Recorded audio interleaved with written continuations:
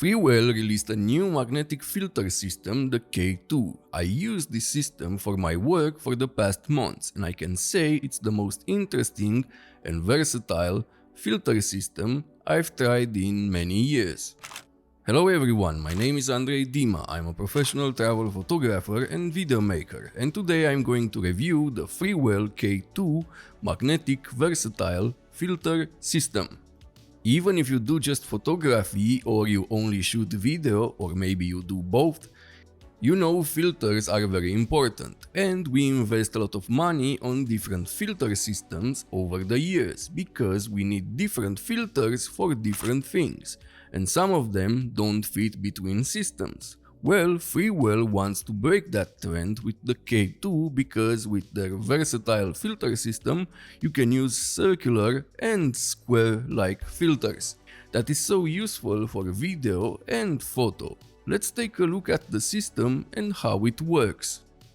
The new thing about the K2's variable ND filters is that the first one now starts from 1 stop. So you get a 1 to 5 stop ND and a 6 to 9 stop variable ND. On the old system it started from 2 stops, and now these filters are color neutral. Let's see quickly what you get in the box. So you get a nice leather pouch. In the pouch you have the island. This is how Freewell call the main base. Then the variable ND base, the variable ND 1 to 5 stops and CPL, the variable ND 6 to 9 stops and ND32 CPL, front and rear caps and adapter rings 67mm, 72, 77 and 82. More on these later. Let me show you how it works. You need to install an adapter ring on your lens. The size of the adapter depends on your lens. Mine is 82, but I also have one on this lens that is 67. Freewell has multiple sizes available with this filter system, and they are going to add more sizes in the future depending on the demand. After you attach the ring to the lens, press the 2 red buttons to get the plastic back of the filter.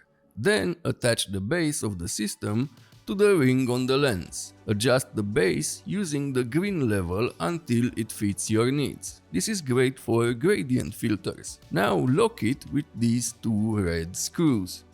The next step is to install the base. Then you can add the 1 to 5 stops variable ND or the 6 to 9 stops variable ND.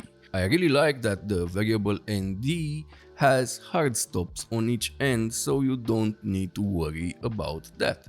When you want to add the square-like filters, you need to open the upper part, which Freewell calls the island lock, and insert them. Or you can use the lower part depending on your needs. This is such a powerful tool that opens so many possibilities. I think you heard this many times, and the filters are like sunglasses for your lens. You need them to shoot with fast apertures like f2.8 while respecting the 180-degree rule to get more cinematic motion in your footage in bright conditions.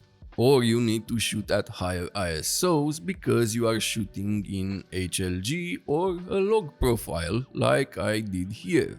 I shot this on the Fujifilm X-T5 in f-log2 to preserve my highlights while I get enough details in the shadows.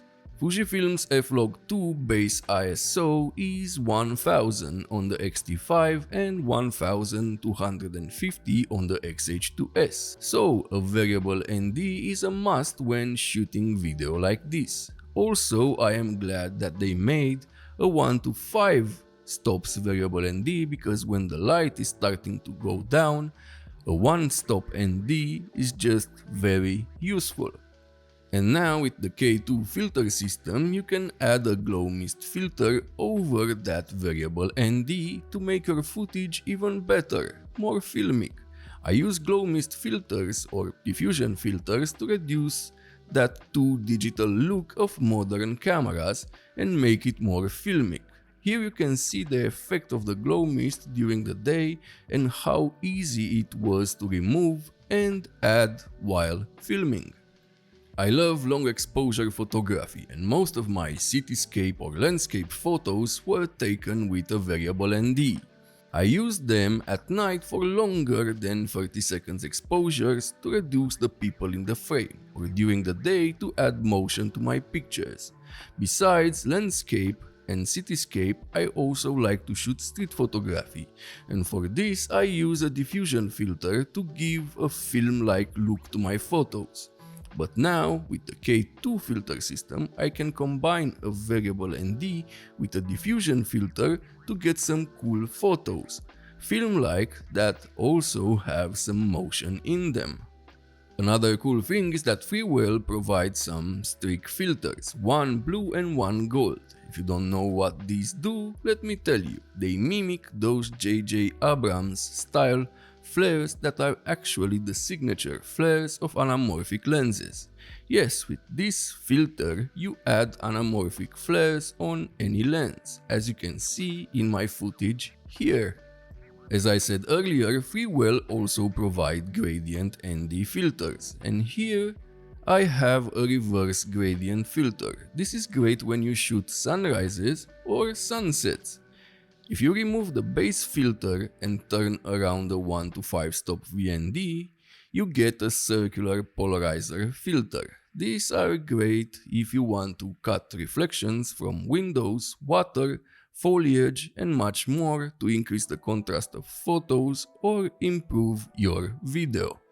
Overall, I loved using the Freewell K2 versatile filter system. For me, it is such a great fit.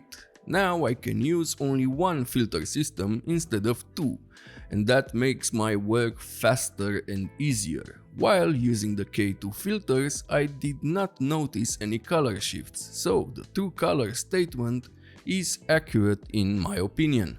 The build quality of the K2 system is great, the magnets are strong and I never had a problem with them. After months of use, the locks and buttons function just like new. So does the top island lock. Freewell did a great job with this system. They say this system is future-proof, so they will add more filters in the months to come. So if you are looking for a do-it-all filter system, in my opinion, the K2 is the one. Freewell did send me this filter system for review to give you my honest opinion about it. If you are interested in purchasing the filter system, check the link in the description. And if this video was helpful, don't forget to subscribe, like, and use the links in the description to support the channel. See you next time.